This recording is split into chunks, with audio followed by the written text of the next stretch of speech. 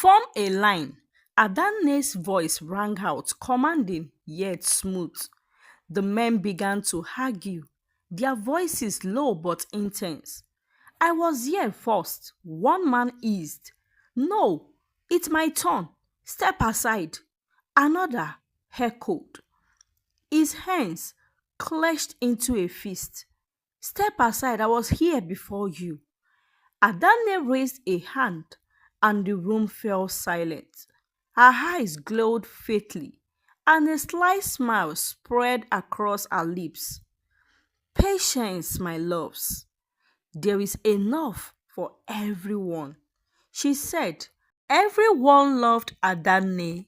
She was the woman with the answers, the healer, the miracle worker, the confident.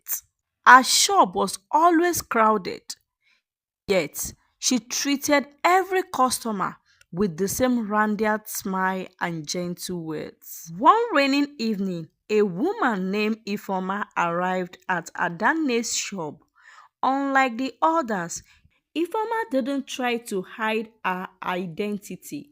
She was a wealthy businesswoman known for her sharp tongue and commanding presence. Yet, in front of Adane, she looked vulnerable. My husband hasn't touched me in years, Ifoma confessed, tears streaming down her face. I have tried everything. Please help me.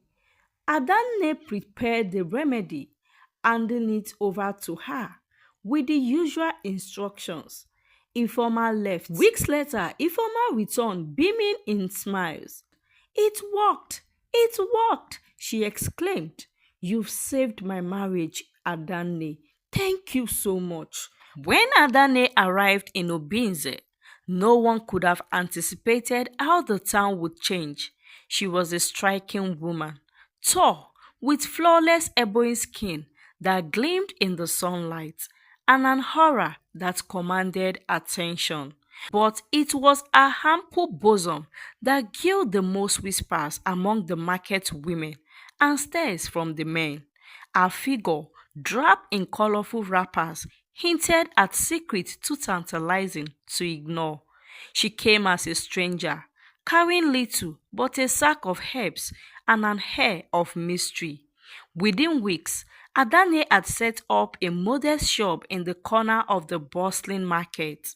She called it Adane's Heaven, and soon it became the talk of the town. The shop was small, but its shelves overflowed with bottles, jars, and baskets of roots and dried leaves.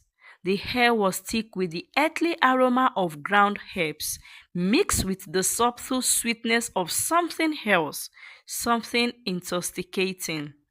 Adane sold remedies for everything: fever, headache, fertility, and even heartbreak. People began to flock to her shop in droves. She gave free samples to the poor and never turned anyone away. Women adored her for her kindness, and men found themselves lingering longer than necessary, mesmerized by her beauty and the warmth of her smiles. But there was something else, something no one talked about in the open. Whispers spread among the town men, and then the women. Adane had a secret remedy, one that could restore virility and save crumbling marriages. It was said that a sperm booster medicine worked miracles. Adane had kept the details of her remedy shrouded in secrecy. She claimed it was a mixture of rare herbs, but no one knew exactly what it is. She prepared the remedy in the dead of the night, mixing her breast milk with finely crushed herbs and honey. The result was a creamy liquid that carried a faint, enchanting aroma. Men who had tried everything else, priests, blessings, doctors, pills, and other herbalist concoctions, found themselves revitalized after just a few doses. Women also flocked to her shop. My husband hasn't touched me in months, they will whisper. Please, Adanne, help me. It wasn't long before rumors spread about how marriages were being saved, how barren couples were suddenly blessed with children. The women adored her. They sang her praises in the marketplace, showering her with gifts of yams, fruit, and woven fabrics. Adane is a blessing, they will exclaim, clutching her bottles of herbal remedies to their chest. There is no barren woman amongst us anymore since she came into our town. Indeed, the barren women of Obinze had become mothers, those who had once sat silently in church, avoiding the judgmental eyes of others, now carry children on their backs. Her kind words and her assurance that their womb would flourish. The men too held her in high regard. Those who had been whispered about for their weakness found themselves energized, their confidence restored. Husbands returned to their wives with newfound passion, and the village became a place of laughter and a new beginning. Adane's remedies became the talk of the region. People traveled from distant towns, desperate for her help. Her shop, Adane's Heaven, was always bustling with activities, a beacon of hope for all who entered. But the remedy that worked such miracles was not what it seemed to be. Adane's greatest secret lay in her own body, her breast milk. Her large full breasts weren't just a physical feature, they were the source of her power. Enchanted through an ancient ritual, her breast has the ability to heal, restore, and bind those who consumed it. She combined her breast milk with rare herbs and honey, crafting a creamy taste that carried a faint otherworldly sweetness. She sold it as a sperm booster medicine, claiming it would restore vitality and fertility. And it did more effectively than anyone could have imagined. The villagers sang her praises, calling her the mother of miracles. But as time goes on, the men who consumed it began to feel a strange pull towards Adane. They found themselves thinking about her constantly. Her gentle smile, her warm laugh, and the most disturbing, her ample breast. Some men began finding excuses to visit her shop, claiming they needed more medicine. They lingered, their eyes drawn to her chest, as if they were being charmed. They didn't know that the milk wasn't just healing their bodies, it was binding their souls to hers. Adane, on her own part, smiled knowingly as the men stumbled over their words, their longing for her written plainly on their faces. As days passed, men who had once been devoted to their wives started making excuses to visit Adane. Some even left their homes entirely, claiming they couldn't live without her. Chijoke, a well known trader, was the first to abandon his wife. You don't understand, he told her. Adane makes me feel alive. Others followed, leaving a trail of broken families and devastated women. What no one knew was that Adani had a darker purpose. The men who were drawn to her wasn't just victims of her beauty, they were prey. Late at night, behind the locked doors of her shop, she will invite them into her private room. There, she will bare her breast open and feed them directly. The milk warm and sweet.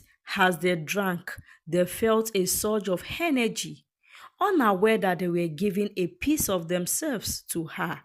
Adane wasn't just feeding them, she was taking their essence, their life force. Her breast wasn't ordinary because she wasn't ordinary either. She was a descendant of the Miri, a mystical water spirit tribe known for their power to seduce and control. Women of Obinze began to notice the changes in their husband. Nneka had always been a woman of sharp instinct. When her husband Obiora began acting strangely, she knew something was amiss. Once a loving and attentive man had grown distant, spending his nights away with flimsy excuses of business or visiting friends. The final straw came one day when she overheard him murmuring Adane's name in his sleep, his voice thick with longing. Determined to uncover the truth, Nneka decided to follow him one night. Cloaked in darkness, she trailed behind Obiora, her heart pounding as he made his way to Adane's shop. Instead of entering the shop through the front door, Obiora slipped around the back, disappearing into the shadows. Nneka, barefoot, to keep her step silent, crept after him. Dear wonderful viewer, thanks for always tuning in. If you find the story interesting, kindly give it a thumbs up and drop a comment at the comment section. Lastly, please do where to subscribe. Thank you. Hid beneath a window, the dim light of a lantern spilling onto her face. Through a crack in the curtains, she saw Obiora step into a room filled with men, at least 7 of them, their faces a mix of desperation and devotion. In the center of the room was Adane, sat on a wooden stool, her bare breast exposed, their fullness almost glowing in the flickering light. The hair seemed thick, charged with an energy that made Nneka's skin prickled. The men surrounded Adanne like moths to a flame, each dying for attention. Form a line, Adanne's voice rang out, commanding yet smooth. The men began to argue, their voices low but intense. I was here first, one man insisted. No, it's my turn. Step aside. Adane raised a hand and the room fell silent. Her eyes glowed faintly and a sly smile spread across her lips. Patience, my loves. There is enough for everyone, she said, her tone dripping with seduction. One by one, the men approached her. She cupped their head, guiding them to her chest as they drank deeply, their faces slack with desperation. Nneka watched in horror as her husband took his turn. His eye glazed over as if he was in a trance. The scene was so real. The men, once proud and strong, now seemed weak. Their devotion was unnerving, their desire unnatural. It wasn't just lust, it was something darker, something that bound them to her in a way Nneka couldn't comprehend. Unable to bear what she had just seen, Nneka ran home, her mind racing. She couldn't keep this to herself. The next morning, Nneka called a secret meeting with the village women. They gathered under the large mango tree at the edge of the village, their faces curious and concerned.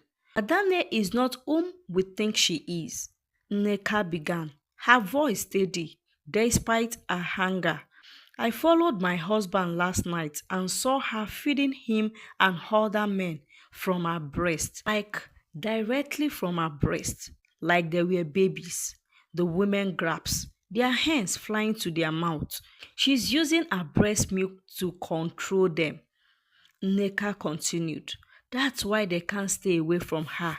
She's breaking our families. Some women were existent, but she gave us children, one said. She saved our marriages.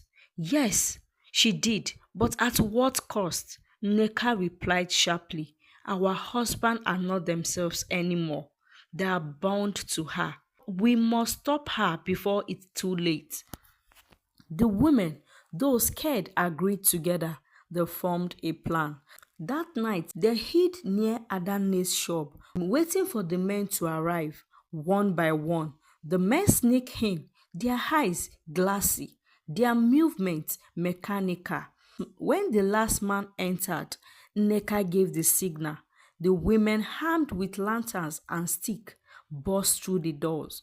What is going on here? Nneka shouted, her voice cutting through the silence like a blade. The men froze, startled. As Adane tried to cover herself, it was too late. The women saw everything. Adane on her stool, her breasts exposed. The men killing before her like worshippers. You snake, one of the women yelled. You've been using our husband for your evil plans? Adane stood, her eyes glowing faintly, her voice calm but sharp. No, I gave you all what you wanted. This is also part of the medicine, she said. Children, happiness, strength. I've given you all everything. This is also part of the medicine. Or don't you want children again? But the women were unmoved. You have bewitched them, Neka shouted, and tonight it ended. The commotion gilled the rest of the villagers. Soon, men, women, and children stood outside the shop, whispering and pointing. Neka stepped out with other women, dragging Adanne behind them. Here is your miracle worker, Neka said, her voice loud and firm.